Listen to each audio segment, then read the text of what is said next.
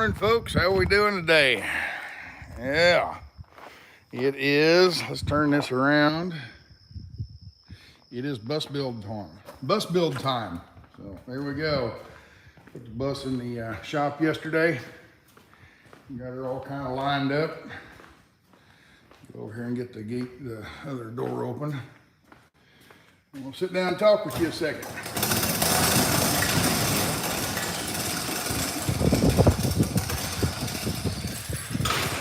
All right. Shut you down. Sit you right here. T-shirt. There we are. Yeah.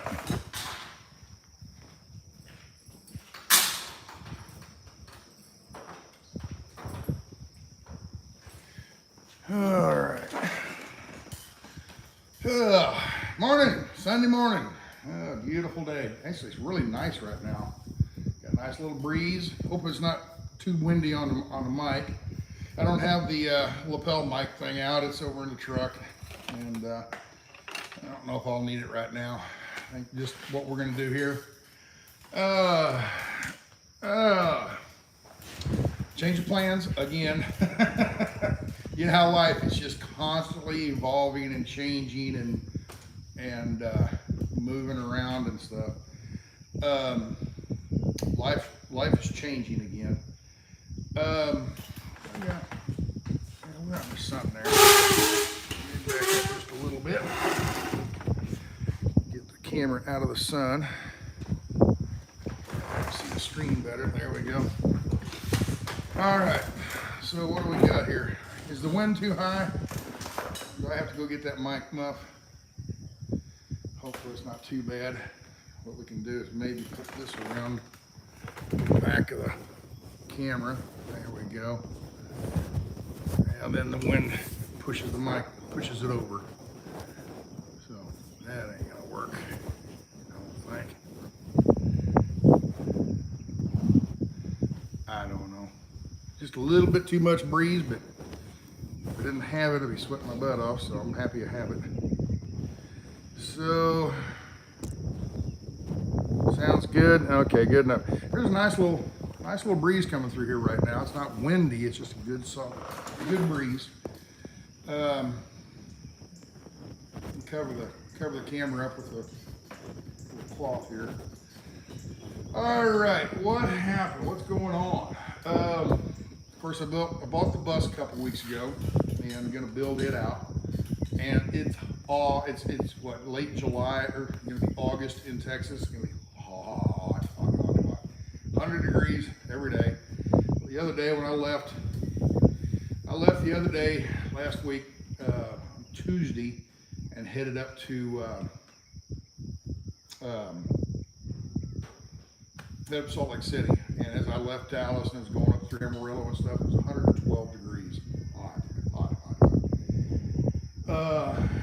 Yesterday it got up around 100, 102. It's supposed to be 104, like that all week this week. Why am I building the bus in 104 degree heat?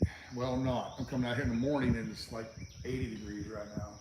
Yeah, it's like 70, 79, 78 degrees, something like that right now.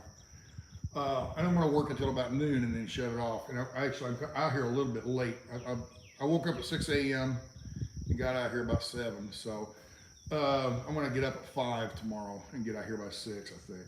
But waste one more hour of nice cool weather. So anyway, why am I doing it in July and August? What I told everybody was I was going to wait until September, something like that, and then start working on the bus build up until Christmas.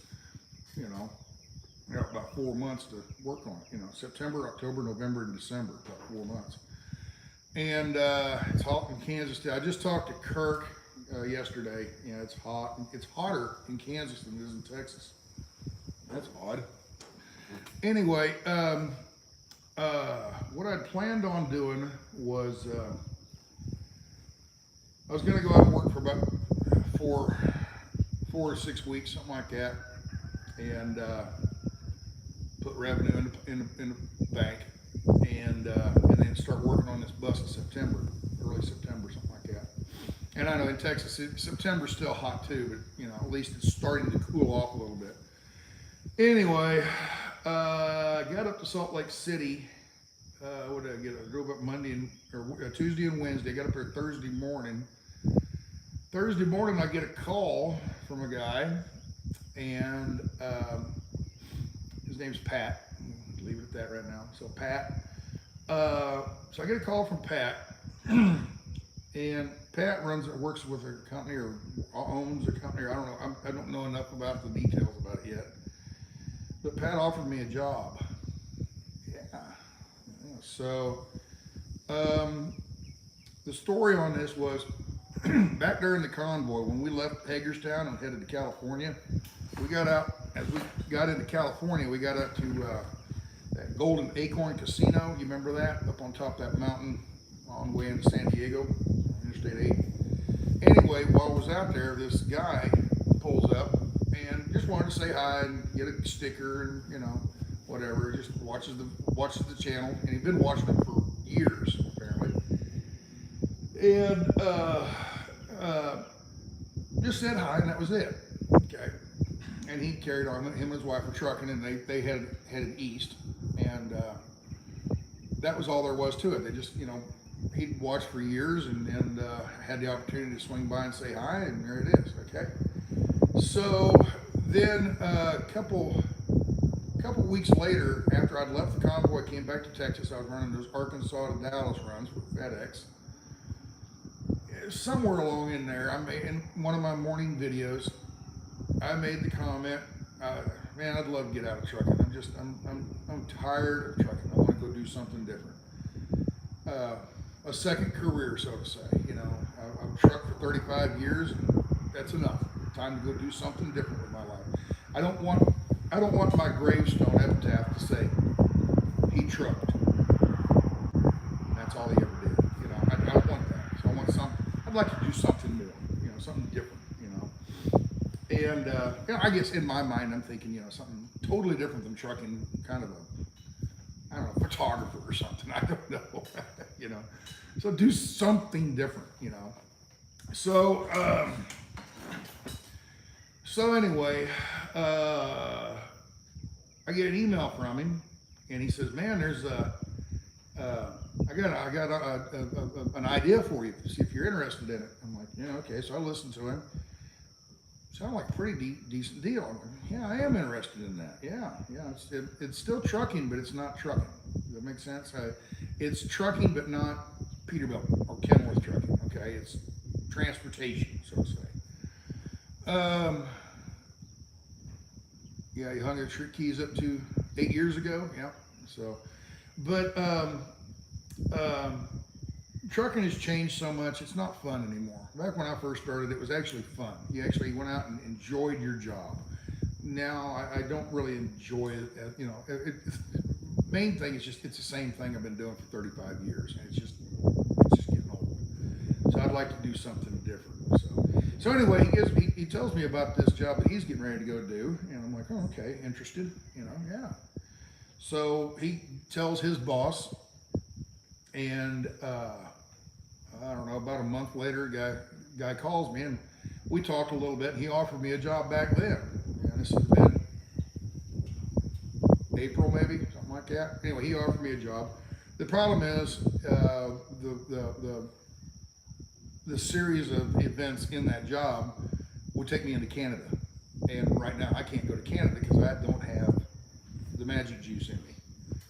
So they won't let me into Canada right now. Well, maybe if Canada ever gets their shit together and gets rid of that damn Trudeau, maybe that'll change. But right now I can't go to Canada. Okay, and so anyway, I had to turn that offer down. He called me Thursday morning. He called me he called me, and I missed the call, and I called him back. Anyway, we talked, and he offered me another job. Okay, and these jobs are short term. Okay, you'd work for the company, but the jobs are short term. It's what they call tours. Okay, and so anyway, this friend of mine, he's on a tour right now, and him and his wife, and they're in California right now, somewhere in the Central Valley of California, Modesto, north of Bakersfield, somewhere up in that area. And they're working their way north, eventually San Francisco and up into Portland and Seattle and whatever. They're going all over the country, but that's where they're at now. What are they doing? All right, this company is event marketing.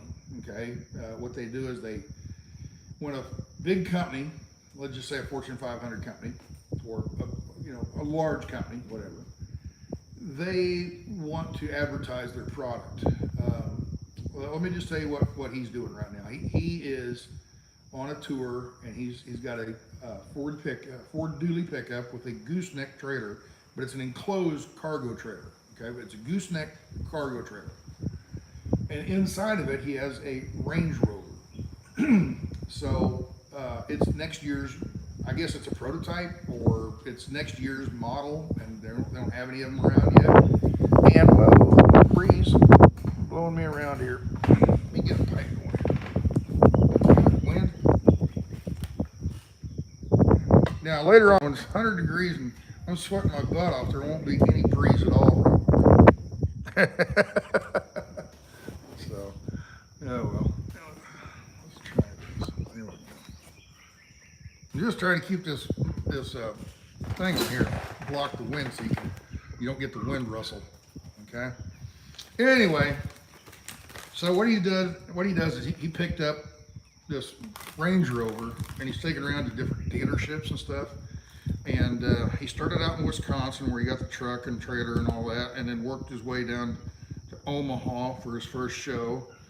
And just to give you an idea, major cities. I mean, a Range Rover, you're not going to have a Range Rover dealership in a small town.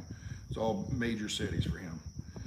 And what he's going to do is he went down to Omaha, Nebraska, and first show, and then he went to Kansas City, St. Louis, Memphis, Little Rock, Tulsa, Oklahoma City, Albuquerque, Phoenix, get the idea, and worked his way out west. And he's in California now, and he'll eventually go up to Seattle, Portland, Seattle, and then after that he's going to work his way back down to Texas, El Paso, or no, from Seattle he's going to go to, I can't forget now, Salt Lake City, Denver, El Paso, and then eventually the major cities in Dallas, or in Texas, San Antonio, Austin, Houston, Dallas. And then after that, I'm not sure. I think that's about the end of his tour, maybe. And then he takes the truck back up to Wisconsin, and he's done. Okay, and he waits for another tour. Might be a couple months away, 3 more, 5 months away, whatever. So let's put that back around here, maybe. So anyway, that's what his job is right now, is run around to these showing his car off at dealerships. Other tours that they have are NASCAR, where you take a NASCAR display car. Let's just say the Home Depot car. You take the Home Depot car and you drive it around to, it could be during race weekend, like say for a race here in Fort Worth. That weekend they bring the Home Depot car, and they take it around to all the different Home Depots in the Metroplex, and then on Sunday take it out to the race. But they also go places where there is no race. A friend of mine said he saw a race car display. It wasn't Home Depot, but it was something like that. And it was up in Minnesota, and there's no track up in Minnesota. So it's just, but it's advertising displays, okay? They're advertising the NASCAR car, the racing car, but they're also advertising the sponsor on the car, whether it be Menards, Home Depot, Aflac, whatever, Tide, Wrangler, those are older sponsors, but you get the idea. So what am I going to be doing? Well, he offered me a job hauling a New Holland tractor around. Now, I don't have all the details about it. They don't have all the details yet because it's not going to start until August. So in August, I'm going to Well, actually yesterday I parked the truck, my semi, come in and parked it, it's out by the container right now, and pulled the bus inside. And since I'm gonna be leaving in the middle of August sometime, I'm gonna be leaving in the middle of August to go do this job, and it'll last until mid-December, for 3 months. August, September, October, no, half of August, minus 4 months, let's see. August, okay, so September, October, November, December. Yes, 4 months. Wow, so 4 months. Anyway, why am I doing it? Well, like I said, I want to get out of trucking, you know. This is still trucking. It's just in a different kind of truck and a totally different kind of job. It's not, you're not going to warehouses and unloading stuff. It was because I'm mad at Choice or something? No, I still love Choice. Everything's wonderful with Choice. I just see this as a different opportunity, and what I can. It pays well. It pays very well, in fact, and I can make as much driving there. Actually, probably more. I can make more driving their truck, their fuel, their expenses, and I just get paid a daily rate. You know, I don't get paid by the hour, I get paid a daily rate the whole time I'm on the tour. Okay, so as of, let's just say the 15th of October, or 15th of August, 15th of August, I start out and I run all the way to the 15th of December or something, whatever date it is. And I'll be taking the New Holland tractor around to farm shows. You know, if you remember a couple, 3 years ago, when I was up there helping Kirk up in Kansas, we went to a farm show up in Nebraska called Husker Harvest Days. I'm sure this tractor will be going to that Husker Harvest Days. I'll probably be going. I was talking to Kirk yesterday, and he goes, "Oh, they got those shows all over the country. They got a huge one in Boone, Iowa. There's one over in Indiana, in Illinois. There's the Louisville Truck Show down in Louisville, Kentucky. They have the Louisville Semi, truck show, but they also have a farm show too at a different time. It's in the big convention center, so I'll probably be hitting that. I don't know any more about it than that. That's as much as I know about it. Is I'm going to be hauling it'll be a 550. Yeah, he said it would be a Dodge 550. Dodge doesn't make a 550. Dodge makes a 5500. But he said it would be a 550, and he says, yeah, it'd probably be a Dodge 550. Okay, all right, and you'll be pulling a gooseneck, a flatbed gooseneck, with a tractor on the back, a New Holland tractor. Well, if anybody in farming knows, New Holland is basically Ford. Okay, remember the old Ford tractors? Well, New Holland and Ford are together now. So I can't see New Holland being a Ford letting a Dodge pull the New Holland. So it'd probably be a Ford car, a Ford pickup. And when he said a 550, so anyway, and he was real busy. He was getting ready to get on a plane. He didn't have all this stuff in front of him. He just blurted it out. So anyway, it'd probably be a 550 Ford pulling a gooseneck and a New Holland tractor. And that's about all I really know about it right there. I assume we'll be going to Husker Harvest Days. We'll be going to Boone, Iowa. We'll be going to Louisville. We'll be going to whatever. And it's going from August to December. Well, you're not going to have a farmer trade show in Iowa in December. So I would imagine August and August, September, right in through there, it'll be up in the Midwest, Iowa through Indiana and whatnot, Nebraska, up in that that area. And it'll work its way south. And I don't know, maybe it'll run down to Georgia, because you got peanut farmers and stuff like that down in Georgia, cotton farmers down in Georgia, Carolinas, places like that. There might be a show down around Atlanta. I don't know. And then from there, maybe work your way over west to Arizona, because they got farming in Arizona, and then eventually into California in December, which makes sense because it'll be fairly warm out there still, and you can still have a show. You're not going to put on a show in December in Illinois. It's going to be, you might have a blizzard that weekend. So I would imagine that's the case. I don't know any for sure. I'm guessing on a lot of that. But All I know is he said, yeah, I need a driver and for this tour, and there's going to be three trucks and 3 tractors. One of them is going to run nothing but Canada, and 2 of them are going to be down here in America.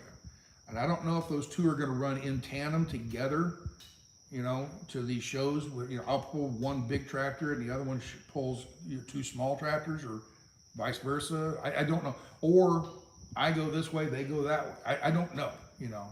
But anyway, there's going to be 3 pickups all together, 3 drivers, and for this tour. And I'm going to be one of them. One of the other things they offered, a different thing that they offered was NFL, some kind of display that they set up in front of NFL stadiums on Sunday. I don't know much more about that one. I wasn't too interested in it. I didn't get any more details on it, but he gave you, basically it was, when you go to any kind of big event like an NFL thing, out in a parking lot, they might have a display for, I don't know, Bank of America or something, or a Chevy display or something, whatever, something like that. Anyway, I wasn't too interested in that one. Another one they offered was something going to colleges. The first one was going to be in LSU in Louisiana, then Notre Dame, and then Penn State. He just kept naming off big name colleges. And it had something to do with a box truck. Instead of a pickup and a gooseneck, it would be a box truck, and you'd use a forklift to unload these crates, put them out on the parking lot, and assemble this big wheel. And he said, think of a wheel kind of like on Wheel of Fortune, that huge big wheel. And I would imagine it, you go to a college, and during some event at a college, they have this thing set up, and you spin it, and you get, if it lands on this thing, you get, a gift certificate to, Outback Steakhouse or something. I don't know. It was something to do with that. And another one they have is a,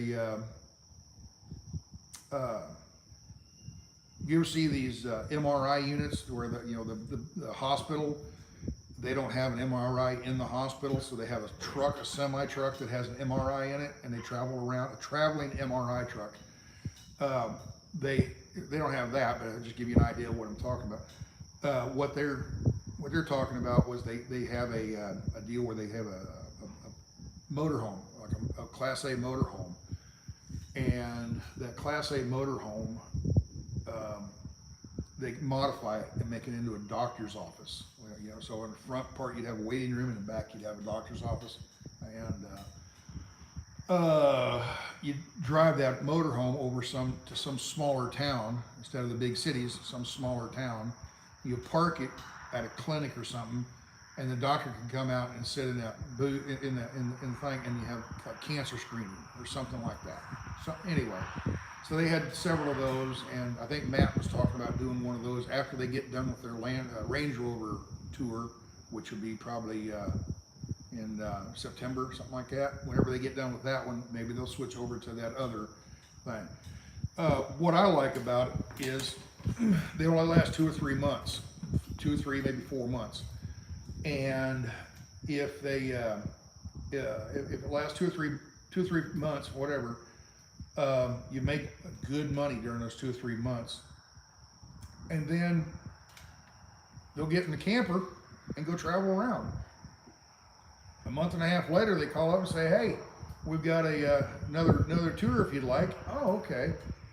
And I can go on that tour for 2 months.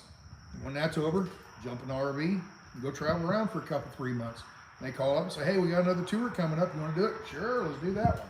So you can maybe do 2 or 3 tours, maybe just 1 tour, maybe 3 or 4 tours, however hard you want to work, kind of thing. So you're semi-retired, but you're still making income, and it's no different than a lot of these nomads that I know out in Quartzsite. What they do is they in the winter they kind of hang out in Arizona because the weather is nice down there, so they hang out down there. But during the summer they take off and go up. I got a friend of mine, Brian. He's up in Alaska right now, and he's working on a salmon fishing thing. He's working on a salmon tender, which anyway, it's in a salmon fishing. And so he goes up and does that and makes pretty good money for about 3 months. and then he takes that money and spends it throughout the rest of the year traveling around doing his van lifestyle. So, and what I like about this idea is I won't have to have any equipment. I can sell the truck and get rid of it, and I can go do these little jobs, and when they're over with, just jump in the RV and go live wherever you want to. And then when another tour comes up, they call you and say, "Hey, we got another tour. Are you interested?" I don't really, not too interested in that one, no. Okay. 2-3 weeks later, they call up, "Hey, we got a different tour coming up in about a month, 2 months. You want to do that one?" Yeah, that one sounds good. So you got a month and a half to kill before you have to go up and get ready to start doing that tour. You go do that tour, and then you get in the RV and go travel around again. So, and from what I gather, most of them are through the summertime. Most of these tours are in the summertime. So in the winter, it frees me up to go back out to Arizona and hang out there in the wintertime. So, how does that affect the bus? Why am I working on the bus today?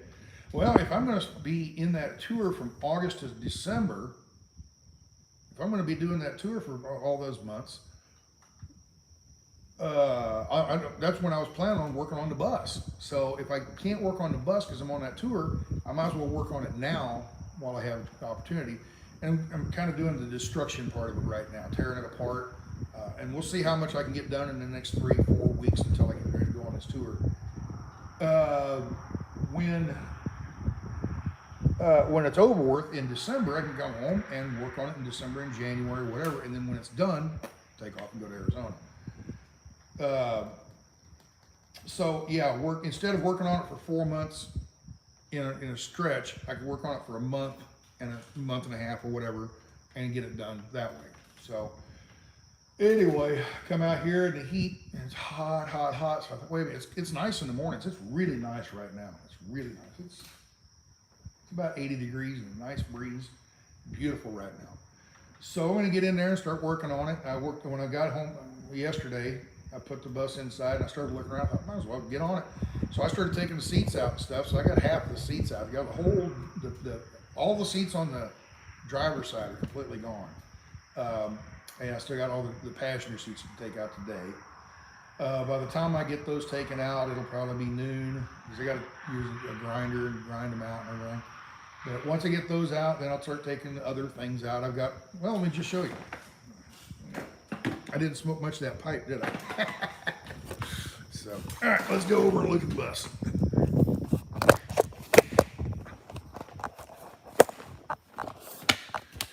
All right, here we go. Come inside the bus here. Oh, just so you know, okay, it's a 94. I don't really talk about it a whole lot.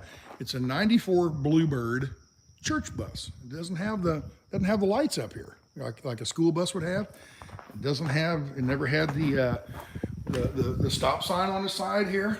So that's what it is. It's a 94 Bluebird snub nose or cab over design bus. It has the 5.9 Cummins motor, the same motor they put in the Dodge pickups. All right, it's the 5.9, and it's oh, come on. It's the 12 valve.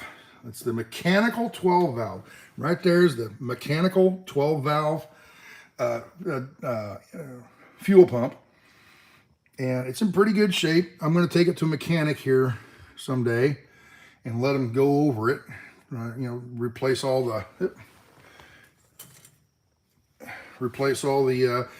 fan belts, the radiator hoses, all that kind of stuff. I'm going to, change a lot of that kind of stuff out. Let them look it over real good.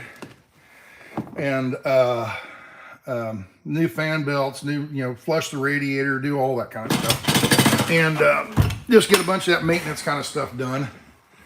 As you can see, I took all the seats out on the driver's side yesterday using a die grinder. And I still have all these here to do. Okay, now I've got all the bolts out right here. The bolts are out there, but I got to get these bolts out. And I was wanting to just unscrew them. The problem is, as soon as you unscrew them, It's just a nut on the bottom. And as soon as you unscrew them, they just start spinning. So you have to have somebody underneath the bus to hold with a wrench or, you know, vice grips or something on the nut to get the bolts out. And I don't have anybody. And the other thing is, right along in here, here's the rear axle, you know, the wheel humps. Right here's the rear axle.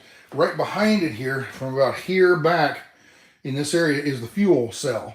Well, if right where the fuel tank is, you can't get to those bolts. It's really hard to get to. So I thought, you know, I got a die grinder. Let's just grind a couple of them out, and it actually works fairly fast. So it's 4 bolts. 1, 2, 3, 4. So 4 bolts, and then there's 2 bolts along there that I've already taken out. So 6 bolts per seat. Okay, and I take them out, and of course here's the heaters. I got to take the heaters out.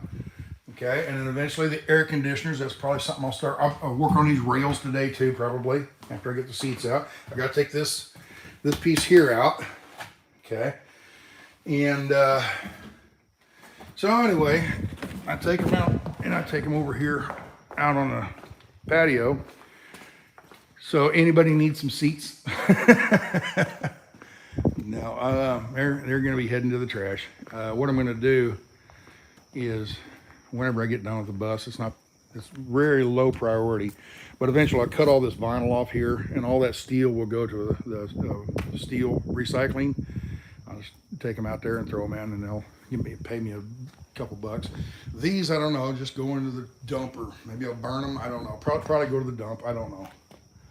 So anyway, that's what we got going. So I'm going to smoke my pipe a little bit here real quick and try to read the comments real quick and see if you guys have any comments, and then I'm going to go work. Questions, I should say. Not comments, but questions. So anybody got any questions real quick? Who's watching here? How many? 281 people. So if you got any questions real quick. Nice bus stand. Okay, yeah, thanks. I need a Sasnak sticker on the side. Not yet, eventually. And I'm not going to put one of the big stickers like I have on a semi. I'm incognito in the bus. You know, I put this sticker. I'm going to paint it right here where it's purple and gold. It's going to be a dark blue and a medium blue, about the same. What I'm going to do is I'd like to get a Jeep, one of those Jeep Gladiators, and tow behind this thing.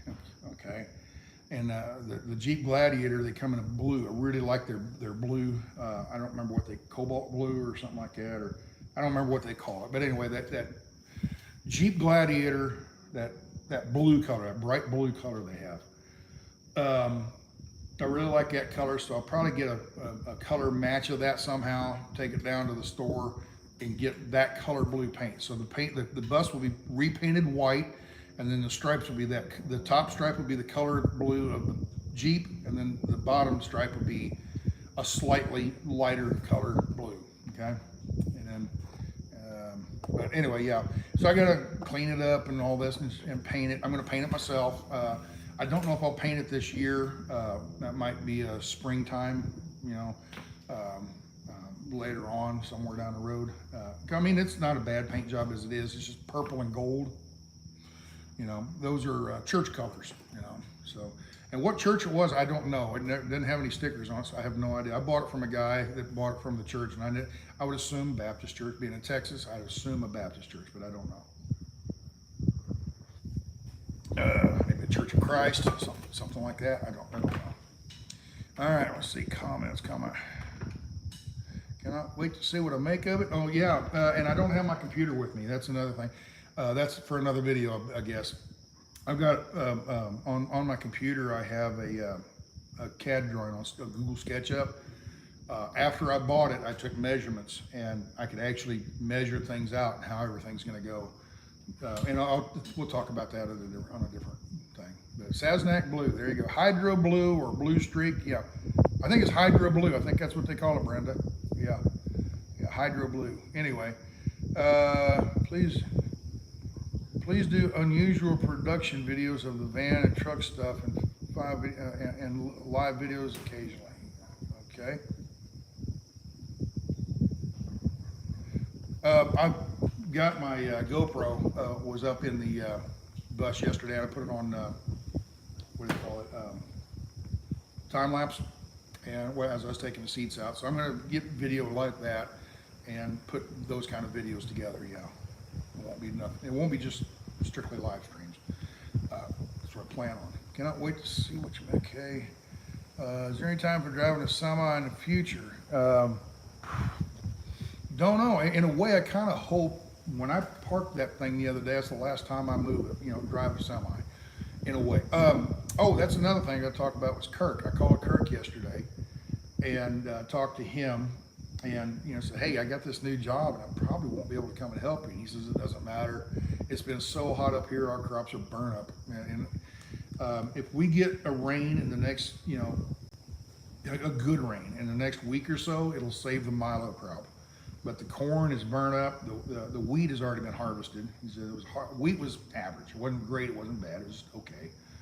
But the soybean, he didn't plant any soybeans this year at all.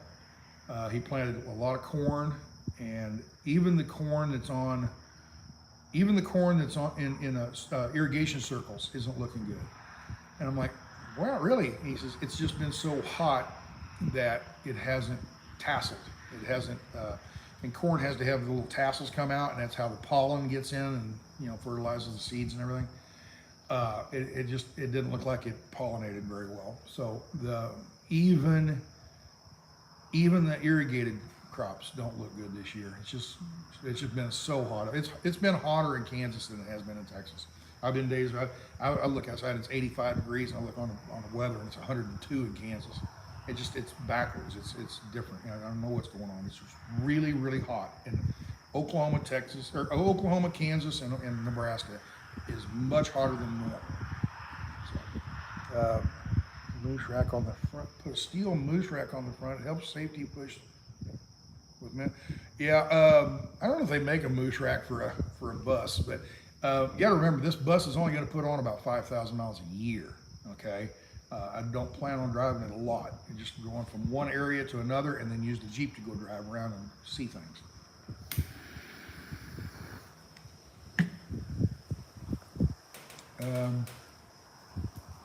Prevost Sasnak style. Yeah, the Prevost was nice. The thing about the Prevost was whenever something broke, very expensive. This thing breaks, it shouldn't be too expensive to fix. And I'm building the thing, so if something that I build breaks, I know how to fix it. On that Prevost, if the toilet quit working, I wouldn't know how to fix it. It's a special toilet and all that. I don't know how to fix that kind of stuff.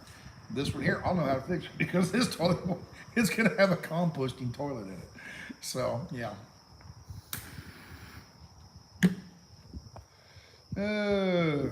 Yeah, it looks like the bus is in really good shape. It is. It is in really, really good shape. Something else I forgot to mention is right. You can almost see it past the generator, right there. It's got toolbar. It's got storage boxes on the side. So it's got storage boxes on the side, and I've got room. I can put storage boxes from the wheel back. There's room right here. I can put a box in if I want to. On the other side, there's a big area where the air conditioning compressor is at. I'm going to take that air conditioning compressor completely. The air conditioning that's in these buses is always problematic. They always have problems with it. So I'm going to gut all of that stuff out of there. It's all going to go in the trash pile, okay? Off to the metal recycler. But underneath where the condenser part of it is underneath the bus, I'm going to put a mini split in there. So a mini split will go there and run up and put the mini split up in the living room area. So that's my air conditioning and heating plans, okay, for that. And that will run off of solar, okay? If there's not enough solar, I can use a generator to recharge the batteries. I plan on putting a ton of batteries in this thing. I bought two. It's another thing. My van. Remember that van I built up and everything? I'm gonna gut it. Okay. Unless somebody wants to buy it, I'll sell it right now, $90,000 today. I'll sell it right now for $90,000. My God, Stan, that's expensive. Yes, it is. It's very expensive because the van itself is worth $65,000. Just the van, okay? That's a 2020 Ford Transit van HD. It's the high roof, the extended, it's the dually, it's the 1 ton. And they're in very high demand right now, mainly because you can't, if you want to buy a van, it's hard to find one because Amazon is buying every damn one of them up. Okay, so it's really hard to find a van, a cargo van. Now you can find a Ford Transit van that's a passenger van, with the seats and everything in it, but usually those aren't the high tops. Usually they're not the 1 ton dualies. They're just, you know, they might be extended, but they're not high roofs. So anyway, it's the biggest Ford van they make, and they're rare. They're hard to find, and when you do find one, they're pricey. So I bought that. Throw some numbers here. I bought that van in 2000 for $54,000. I can sell it today as a cargo van. I can sell it today for about 65 myself, or if I take it to a dealer, I trade it in probably about 60, you know, somewhere in that range. And a dealer, they'll throw, oh, we'll give you 30,000. I'll just pack up and walk away, go to the next dealer. But anyway, I should be able to get about close to $60,000 out of it as a cargo van. All right, so you get $60,000 of the van, plus you've got $3,000 worth of batteries. You've got almost $1,000 worth of solar panels. You've got all the steel tubing, you know, that 80-20 framework that I built all the cabinets and shelves and everything out of. It's all insulated. I've got, you know, the whole build. I probably have somewhere between $15,000 to $20,000 just in the materials that I built with. So that gets it up to 80. And then the labor of me building the damn thing's worth something, isn't it? So yeah, $90,000. So if somebody wants to buy it for $90,000, I'll sell it today, okay? And I'll just go out and buy a beater until I decide to buy that Jeep. I don't want to buy the Jeep until December. Probably nobody's going to pay that much for this. You know, maybe somebody would. I don't know. But if, I just the people that I know, most of the people out in Quartzsite that would like a cargo van, you know, a homemade van like that, they look at it and go, man, they want to buy a $10,000 Chevy van, an old Chevy van, and convert it, and they're on a very limited budget, you know, so they can't afford. I mean, there's some out there that can, but you know, a lot of them can't afford $90,000 bus. Okay, so or if they could, they don't want to spend it on the bus. They want to spend it on, you know, living expenses. So yeah, anyway, so yeah, $90,000 is my price on the van. I probably won't get that. So my next thing is, why don't I just gut all that stuff? All the stuff that's in the bus, I can reuse in this thing, every bit of it. Okay, all the electronics, the batteries, the charge controller, the solar, the water heater, the water tank. It's a 65-gallon water tank, which is very large for a van. Electric heater, I got the propane heater, or not the propane, the diesel fire heater. I can take that out and put it in the bus. All these different things. I can reuse all of that stuff, and just basically turn the van back into a cargo van. And then in December, go down and trade it for a Jeep Gladiator. Okay. Why wait till December? Why not trade right now? Well, the way Texas's law, or Texas's registration system works is when you buy the vehicle, when the vehicle's bought brand new, let's say buy it in July. It's July right now. So say I went down and bought a Gladiator right now. They register it in July. So that means every year in July, I have to be in Texas to get it inspected. You have to physically be here in Texas. What happens that year when I want to take off and go to Alaska? When Alaska finally Canada finally opens up their borders to us rejects, that don't have the magic juice in us. When I want to go to Alaska, I'm going to be in July going, hey, let's go to Alaska. We're in July. We're in northern Canada. Oh man, the registration's done. I got to turn around and go all the way back to Texas to get the thing inspected so I get my tag. I don't want to do that. I know I'm going to be in Texas around December for Christmas, okay? I know I'm going to be down here in December So let's register it in December. Well, you can't register it. If you buy it in July, you have to register it in July. Okay. Now I can buy it in July and then, but you can't register it until December. Then how am I going to drive it around? You know. So I'm just going to wait. I'm going to hold off and tear the van apart, tear all that stuff out of there, and in December take it down to a dealership and trade it, and get new tags on it. You know, tags on it then. Also, I'm going to register the bus. I haven't registered the bus yet, so I'm going to wait until December to register all these things. So the bus and the Jeep all together are all in December here in Texas, so I can get all that stuff done while I'm here. So I'm thinking all this stuff out. I don't want to buy one in August, have to come to Texas. Well, man, I'm up in Montana fly fishing, and now I got to stop what I'm doing, get in the bus, drive all the way back to Texas in the middle of August in all the heat, just to register the stupid thing, you know, or to get a new tag on it. So anyway, that's why I'm doing all that. Get lots of Patriots in the bus, yeah. As soon as I mentioned that I bought this bus,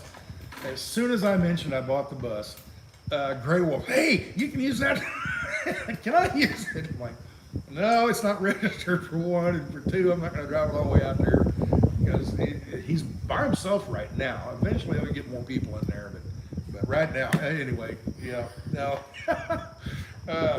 His idea was once he gets a crowd around him, and it'll probably be when he gets over to the Midwest, to start getting people to come out and walk with him. Where he's at right now in Nevada, there's just nobody out there, so there's nobody walking with him.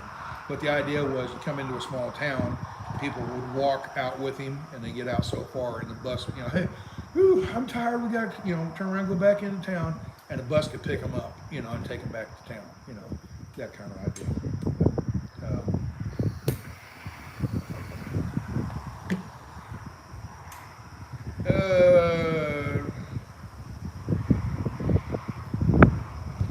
We're in Lancaster County, Pennsylvania a month or so ago. I think I saw your truck going down the road.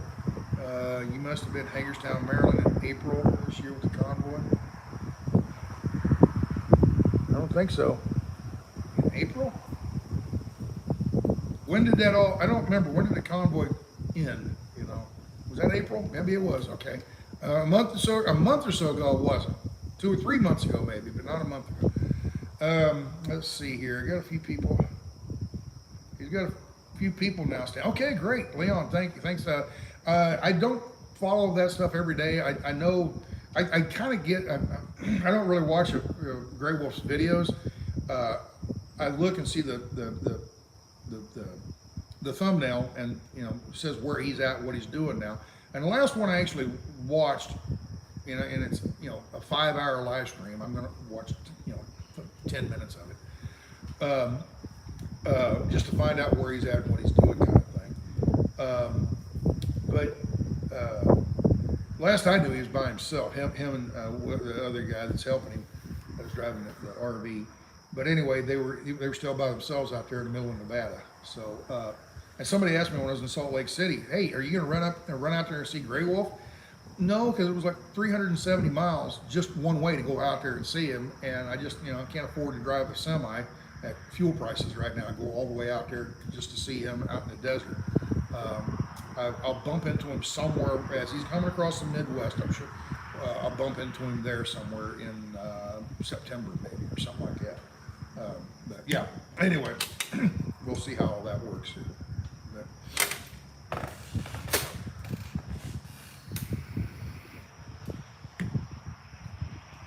Have I talked to Joe lately? Yeah, I talked to him about a week ago on that panel. It's not last night, a week ago, Saturday night, 8 days ago now.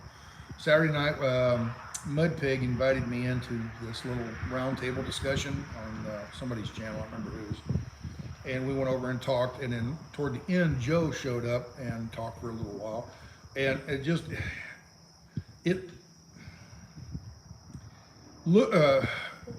perception is reality kind of thing. We've been on this live stream for about 5 hours.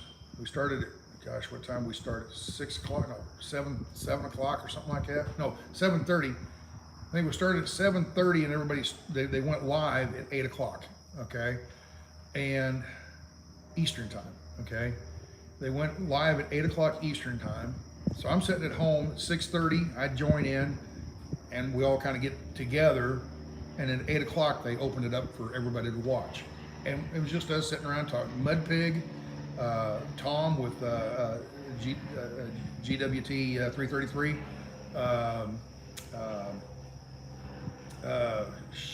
what's his name? The guy that's helping, gosh, what's his name? The guy that's helping Grey Wolf, and he lives down in Mexico. You know, I hate to say the name because I'll have it wrong, but somebody knows. Anyway, he showed up. Texas Girl, I think it's Texas Girl. I think she was the one hosting the roundtable thing. Anyway, so we sat on there for, gosh, 5 hours. It was like 1 o'clock in the morning. In Texas here it was like midnight. And we're wrapping it up, and just about, okay, well, we're gonna go ahead and wrap it up. And they cut the stream for the public, but we were still on. And about 10 minutes later, Joe calls up and he gets on there and gets to talking. And he was like, well, you know, I come over here and you cut it off as soon as I show up. Well, Diego TV, there you go. Thank you. Who was that? Thank you, Randy. Yeah, Diego. Leon, thank you, Diego TV. Yeah. Anyway, Diego was there. A couple other people, I don't remember who they were. Anyway, but mainly it was Tom and Mud Pig and me and the people that put it on. I can't remember their names. Texas Girl, Diego. There was some other guy. Who was it? Jog my memory here in a minute. But anyway, we sat around, just visited and talked about stuff, and then Joe called in, and Joe. I mentioned this before, and I don't know how to phrase it without, and I don't mean any of it bad at all. It's just the way I have to express this. When the convoy split up on that Friday, okay? Remember when the whole thing fell apart on Friday? There were different factions. One group went this way, one group went that. One group went over with Santa. One group went over with Hippie Mama or Gypsy Mama or something like that. One went over with her. One went over with, what was the cook, the Soup Nazi. What was her name? They called her Soup Nazi, but Soup Mama. Soup Mama. There was a group went over with her, a group went over with Santa, a group like Mud Pig and Tom and Grey Wolf. They all in their semis took off, went back up to Pennsylvania. So there's different groups went different ways, okay? And there were feelings got hurt with that. I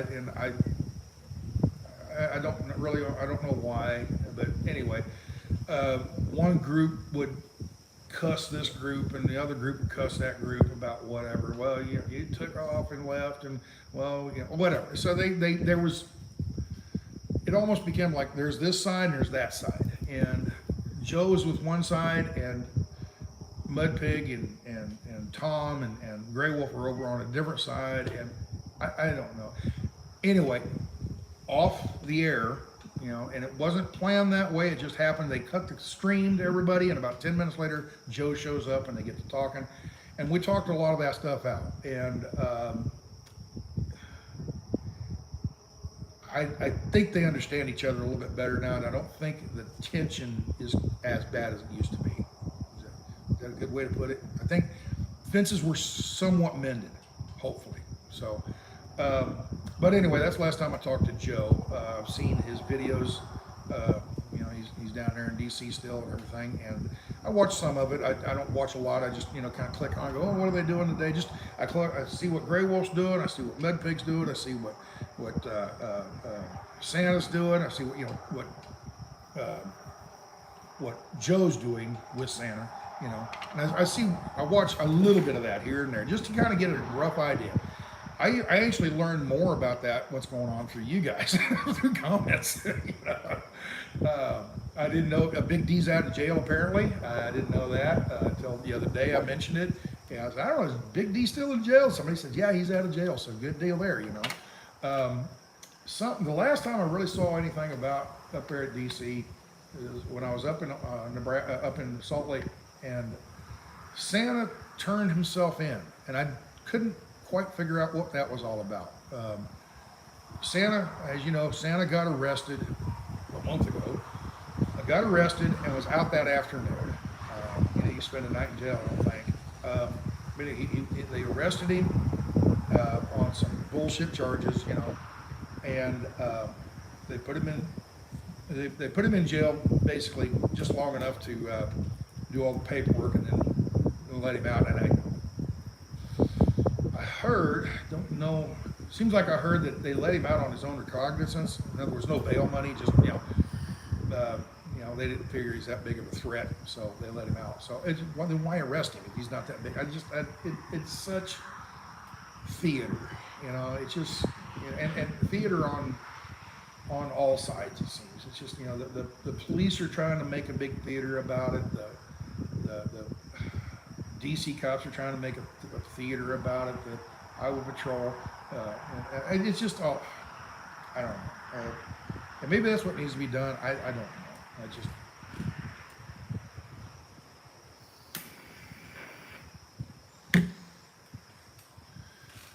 I don't know how to phrase it all. I don't know how to talk. I don't know how to say what to say about it. So, and it seems like no matter what I say, people get mad at me. So maybe I'll just quit talking everything about it, just like it doesn't even happen. It doesn't even exist anymore in my world. I don't. Maybe that's what I ought to do. I don't know. But I don't want people to be mad at me about it. I don't understand why people are upset with me about it. But it seems like, and I don't think a lot of people are. I think there's trolls out there that try to keep it stirred up. I think a lot of the people that, you know, that stir, you know, do stuff, you know, say things like that, are just trolls trying to get shit stirred up. So, yeah, I have a hard time remembering that. I have a hard time remembering there's a bunch of idiots out there that just like to stir the pot, you know.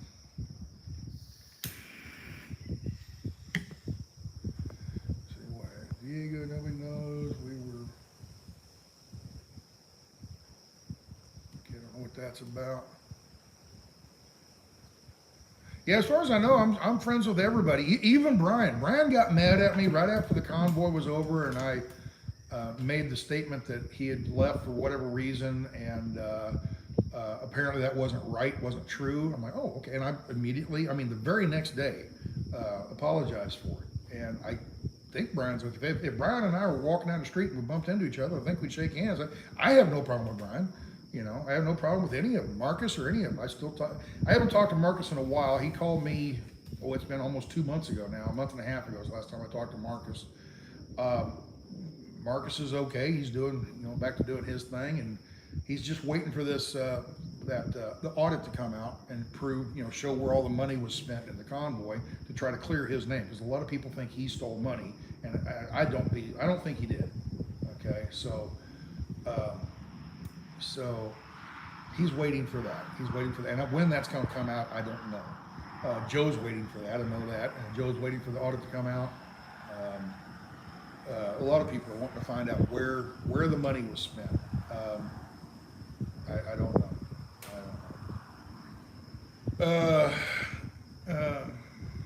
But yeah, I remain friends with everybody as far as I know. I don't have any enemies up there that I can think of. Running in Jefferson City, Missouri today. Okay, great. Okay, good morning, Sasnak. Hey, man. Check my email. Okay, all right, Sharpening Man. I'm not now. I don't have my computer here, so I can't check it.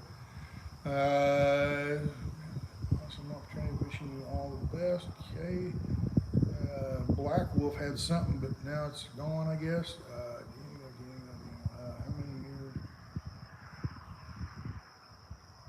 How many years can someone register their vehicle in the Missouri area? I guess that's a question for other people, because I have no idea. Say.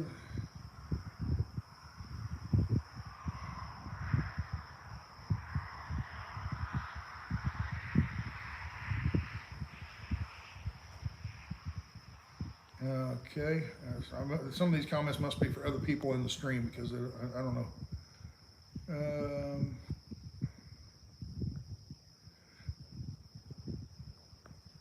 Talk to Joe Lily.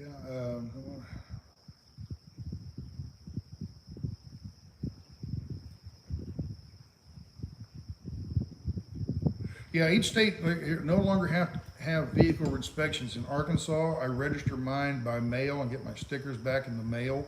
Can register for a few years at a time if I want. Yeah, yeah. Some states, different states are different. That's just the way Texas is, and that's where I live. So that's why I have the rules I have to follow. Like for instance, in Kansas, it doesn't matter when you buy the vehicle. It goes by the first letter of your last name. So if your last name is Adams, you pay your tag in January. If your last name is Zumwalt, you pay it in December. It doesn't matter when you buy it. And then there's one inspection that when you buy it, it's inspected. It never gets inspected again in Kansas, and unless you sell it.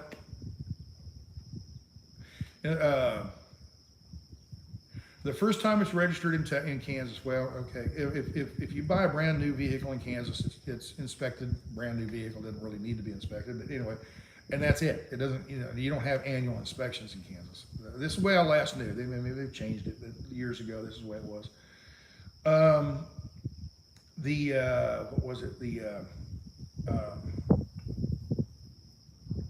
If you bought a vehicle out of state, let's say at one time I was living in Kansas, and I bought a pickup down in Oklahoma, and when I brought it into the state, it was about a 5-year-old pickup, and I brought it into the state and I had to get it inspected at that point. And that inspection is more of just a inspect to make sure it's not a stolen vehicle kind of thing. They didn't really check turn signals and windshield wipers. The inspections they have in Texas are safety inspections and emissions inspections. So if you have a fairly new car, you go in there and they'll check your headlights and windshield wipers and tires and turn signals and all that kind of stuff. They'll check all that kind of stuff, but then they also plug into the ECM port. They plug into that and let the computer look and see if everything in the engine is running optimally. And if it is, fine. Now, if you get an older vehicle, they'll take the probe and stick it up the tailpipe. And if you get an old enough vehicle, I mean really old, like a 57 Chevy or something, there's nothing because it's a carbureted car, and they don't have, anyway, it's just different processes here in Texas, but basically, but it goes by the day you buy it and register it. So if I register in July, I have to be in Texas every year. If I lived down here, it wouldn't be a problem, and it's never been a problem. But when I want to go traveling around, I don't want to be in July getting, hey, let's head up to Canada and go up there and do some stuff. And oh man, my tags are expired at the end of the month. I got to turn around and go all the way back down to Texas. I don't want to do. I want to do it in December, well, because I know I'll be here in December.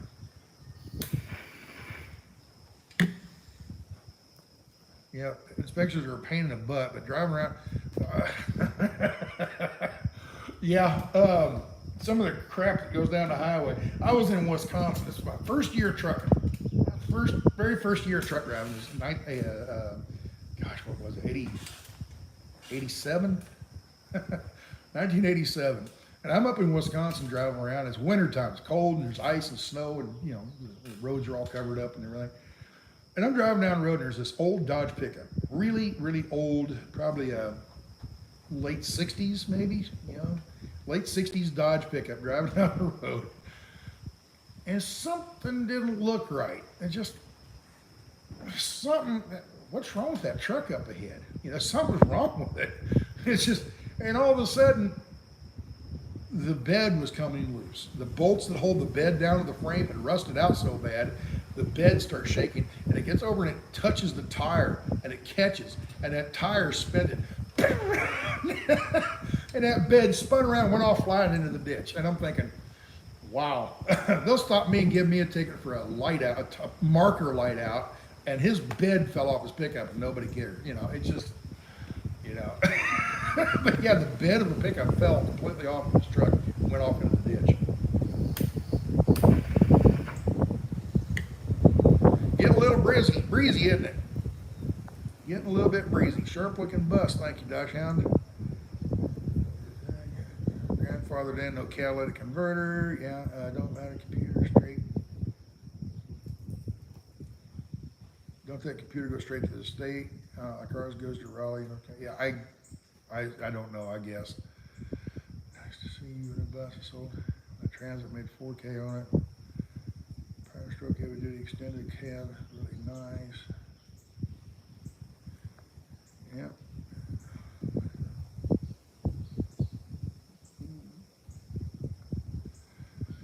All right, well, folks, I've been chatting for about an hour now, a little over an hour, so I think it's time to get to work. So I think what I'm going to do is I'm going to put you guys down, and what am I going to do? I got my gloves. I'm going to go over. I'm going to set you guys in the bus, and let you watch for a little bit. And I don't know, this might not work because I didn't think about this, but you're right in the sun up here. The sun is beating on the back of the camera and it'll probably overheat. Tell you what, I'll put you in the back of the bus. We're going to the back of the bus. I'll set you up here.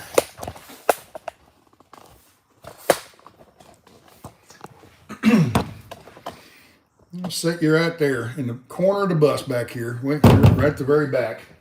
And I'm gonna go and get my grinders and all that stuff and start taking seats out, okay? Y'all talk amongst yourselves. Oh man, that wiggles a lot, doesn't it? Woo-wee. Man. Let's see if I can stabilize that somehow.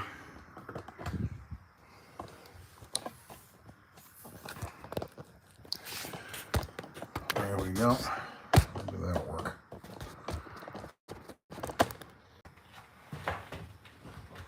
Yeah, that's better.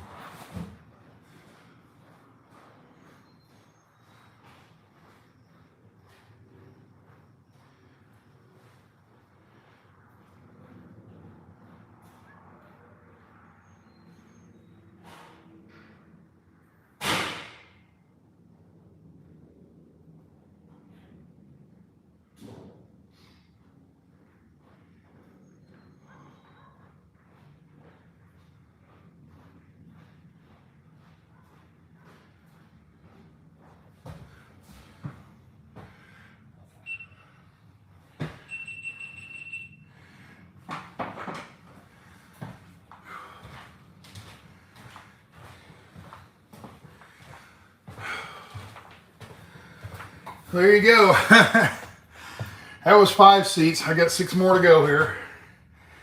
So, time to take a quick break. And we'll go ahead and wrap this video up, I guess. But I can work for short spurts. And I get the huffing. I'm getting old and out of shape. So, let's sit down here and say goodbye. And we will probably be back tomorrow with more exciting stuff. Those seats, as you saw, won't take that terribly long to take out. I spent more time trying to figure out how to unbolt them. I'd have had them all out yesterday if I'd have just done it yesterday. Yeah, the wind breeze is really coming through here, so I hope you can hear me. But hey, Dwayne, how you doing? Dwayne, the moderator's on here. Finally, there he is. Good deal. It's early for you, isn't it? My gosh, what time is it? It's 6:42 for you out there on the West Coast. You got up early. Anyway, this is probably too windy right here. Let me go over here out of the wind so you can hear me better. Let's set this up here. All right, I'll be on the shop table here. I'm in the breeze a little bit here, and the camera's not. Square you up. So there you go. I'm going to take the other six seats out. Probably want to take another 20 minutes or so and get them all out. And then I'm going to start working on other things. Probably start taking the shrouding off for the air conditioning ducts and see what's behind there. But I'm going to take all of that out. Eventually, this is my big thing. These buses, anyway, these buses are already insulated. In the ceiling, there's an outer skin, and there's ribs, and then there's an inner skin, and it's about 2 inches or so, 2.5 inches, and they have fiberglass insulation in there, just like the fiberglass insulation you have in your house.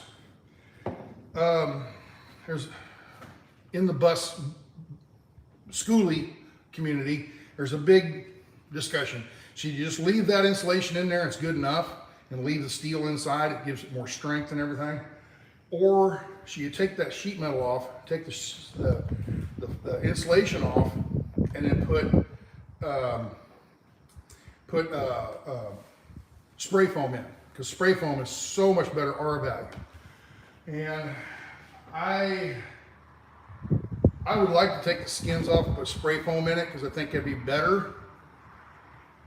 But it's a lot of work. You got to pop all those, not screws, rivets. You got to pop all those rivets off, and then take all the insulation. You got to throw that away, and then you got to get spray foam insulation, which isn't cheap. You know, spray that in there. And my thing is, am I going to be in really cold climate?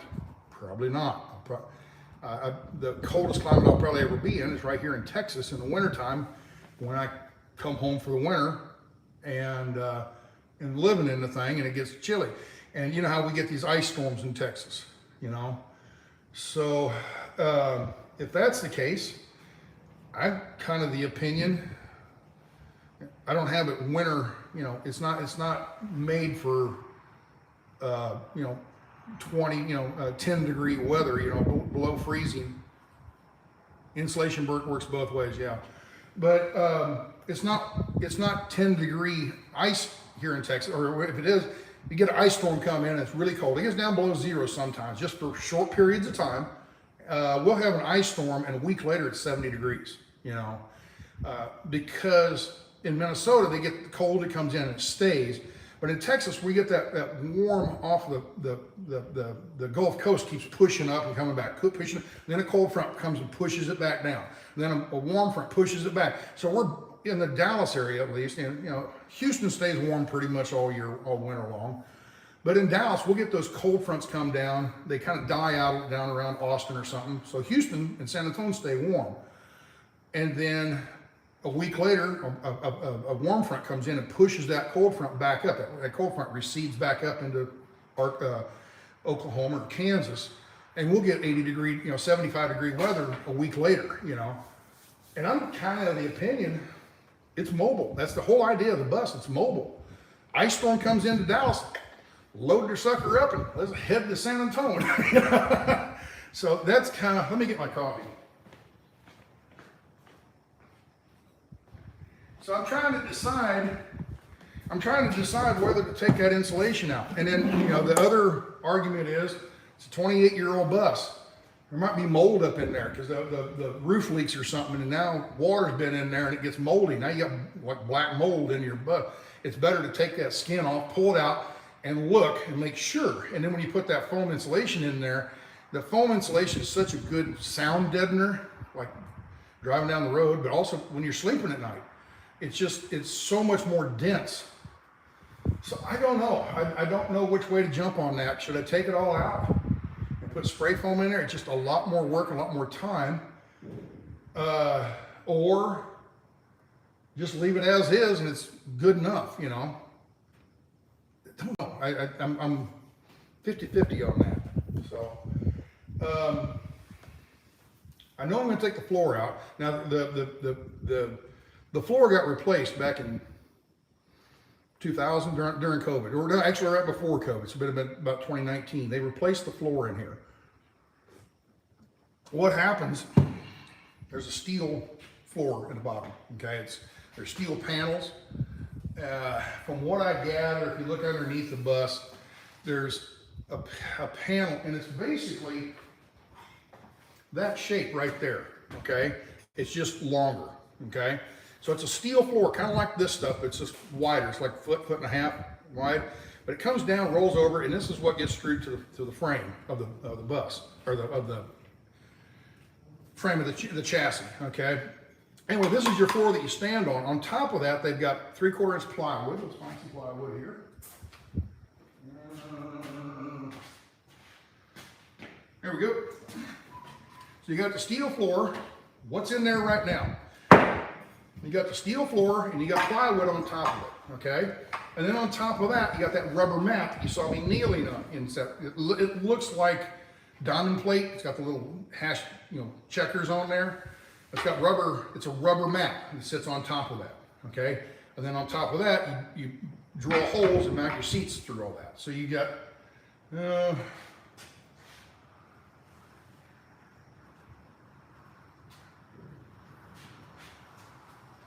I don't see nothing. You get the idea. This is the rubber mat. So you got the steel frame, you got 3/4 inch plywood, and then you've got rubber mat on top. And that's what you walk on, okay?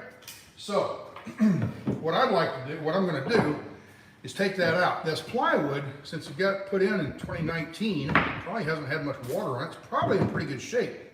Reuse it, maybe. But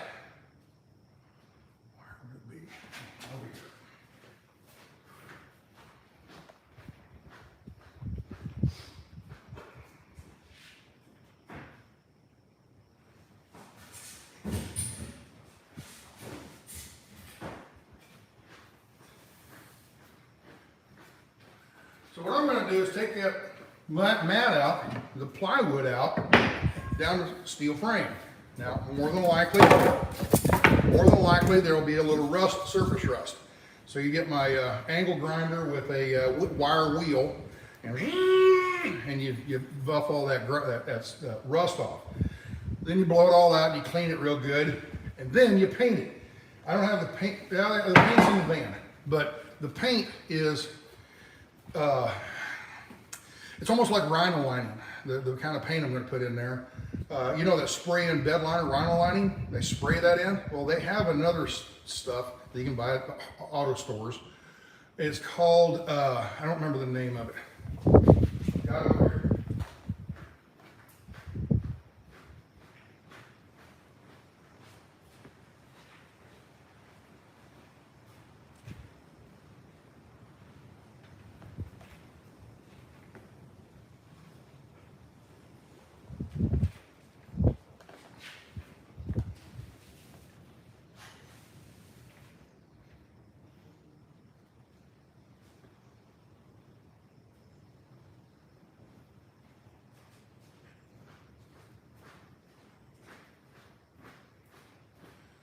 Okay, it's not over there.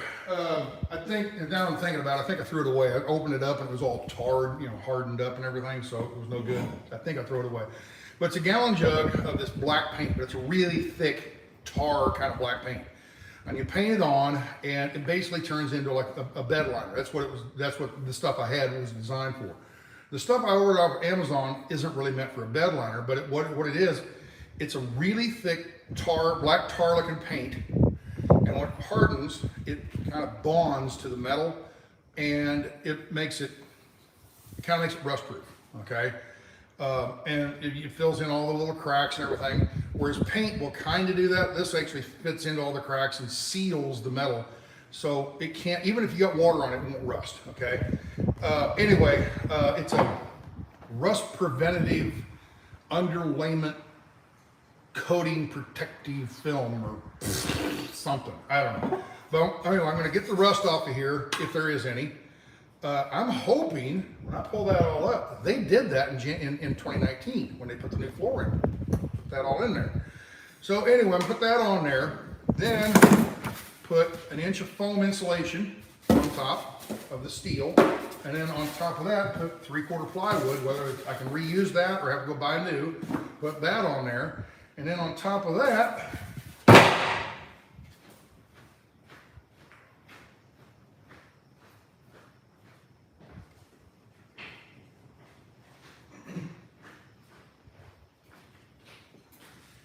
put my flooring, you know, your Pergo type flooring, you know, your locking, it locks right here, it clips together and locks on top of that. So that's what the floor will be like. Steel, inch of foam, 3/4 inch plywood, and then the surface, you know, the flooring material, laminated flooring, okay? And I'll probably use the cheap stuff. There's no sense of using the high dollar stuff when you know, the cheap stuff works just as fine. It's that, it's called a Lifeguard or something like that. Lifeline, Lifeguards, something like that. Anyway, so that's gonna be the flooring. So I have an inch of foam insulation on the floors. In the walls, I'd have two inches of fiberglass insulation all the way around. I'm not gonna be going to Alaska in the wintertime. I'm not gonna be going to Florida in the summertime, okay? I'm gonna try to go where it's 70 degrees. So do I really need to rip all that fiberglass insulation out and put foam insulation in? Or just take those panels out. Do I just take these panels out? And I'd love to have discussion on that, comments in the comments section. But take this all out, take these bars off. Actually, these are coming off as soon as I get done with the seats, because I'm going to hit my head on that here before too long. But take this air conditioning stuff out. Here's the steel panel. See all these rivets I'd have to take out? 1, 2, 3, 4, 5, 6, 7, 8, 9. We're talking about 50 or more on every one of these, you know. Or do I just leave it like that? Everything just stays in there. The speakers are in there, the dome lights stay in, and everything just stays the way it is. It leaves me that head clearance. Because as it shows right now, I'm gonna have one, as the floor sits right now. Oh, here's that coating right here. Okay? See that coating right there? That's what I'm talking about. And I'm hoping they did that to the whole floor, you know? So, but as it sits right now, I've got that much head clearance. I'm gonna be, and this is in tennis shoes, okay? I'm gonna put 1 inch of foam insulation, so I'm gonna be about that close to the ceiling. Now, if I tear this out, I've gotta put something back up there, which would be like 3/4 inch tongue and groove, pine wood or something like that, and then paint it or stain it or something. Okay, so I'm gonna lose an inch in tennis shoes. I'm gonna lose an inch from the floor and then an inch down. So I only have 1 inch clearance from my head. I don't know. So I would love to hear your comments. Not in the chat. After the video, go back and leave a comment in the comment section. Should I just leave this or should I take it out and put spray foam insulation in? Okay. And yeah, like I said, if I was gonna go up and live in Canada in the wintertime, I wouldn't even think about it. I put spray foam insulation in. But I don't know. You help me out here, folks.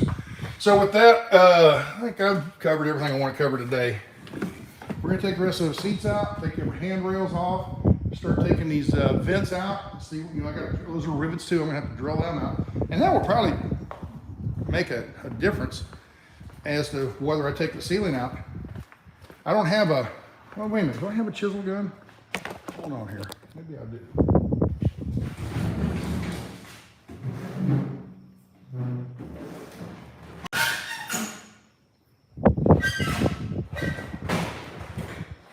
Here's those wire wheels you put on a drill, you know. So you put it on a drill and you sit there and you buff all the rust off the floor. So I've got several of those. Here's one I can put on my angle grinder, you know, that kind of thing. So I don't have an air chisel. I got a handful of air tools years ago, but you know, I was kind of wondering, maybe I got an air chisel in there, but I don't. So I'd have to buy an air chisel, have to check all those rivets out. My friend Rick had that Bluebird that I did the video on. And why didn't I know this? I talked to Rick Friday. I talked to Rick on Friday when I was coming home. And I was up in Amarillo area. And I got to talking to Rick. Is the guy, about 4 years ago, I did the video about the Bluebird school bus. And Rick has he has a 98 or 99, a 99 Bluebird school bus, almost identical to this one. Same motor. He's got the 24 valve motor. I've got the 12 valve. Other than that, it's the same length. Now mine is an 11 window. 1, 2, 3, 4, 5, 6, 7, 11 windows. You count all the windows, but you count this window, but you don't count the door. Okay, you count 1, 2, 3, 4, 5, all the way down to 11. Now he has a 12 window bus, but his is the same length. How can that be? Well, if you look, that's a small window, but then 1, 2, 3 big windows, and then the front window way up here is a bigger window. Okay, each of those windows are about 8 inches longer than the others. They're like 28 inches and 35 inches or something like that. I don't remember. His is an 8 window bus, or a 12 window bus. Mine's an 11 window bus. I just have some bigger windows, which makes up the difference. It's the same exact length of the bus. So his bus and my bus are exactly the same length. His is a 99 with a 24 valve Cummins. I've got the 12 valve Cummins, okay? About the same mileage. I think he's got about 120,000 miles on it or something. Anyway, I talked to him, and he's getting ready to leave and go back to Thailand. He goes to Thailand almost every year. Well, he hasn't been down there for the last couple of years because they won't let him in because of COVID shit. Anyway, they're open to restrictions now. He can go back. And he's waiting until September. He's got an airline ticket to go back in September. He said, I'm gonna go down there for a year, maybe 2 or 3 years maybe, and not come home. I said, what are you gonna do with your bus? You gonna just store it somewhere? And he goes, no, it's for sale.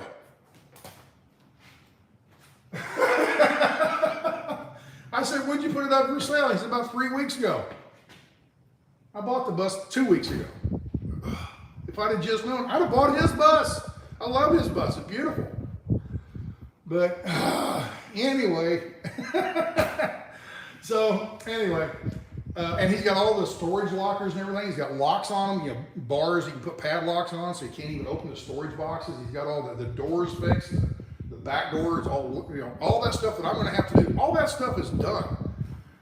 So, if I'd have just known.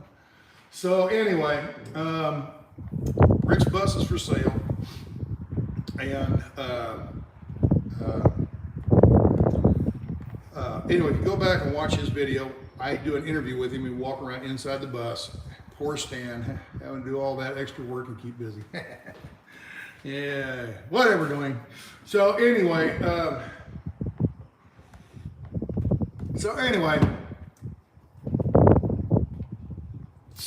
if I didn't have this bus, I'd buy his. But since I already have this bus, and his floor plan is good, I want to make the floor plan a little bit different, okay? Just a little bit different, okay? So,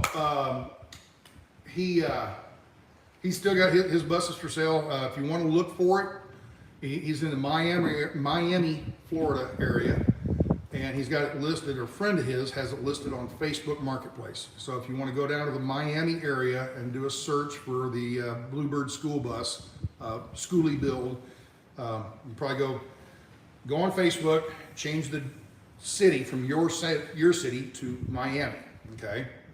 Miami, and then do a search for schoolie, SCHOOLIE, conversion bus or something like that.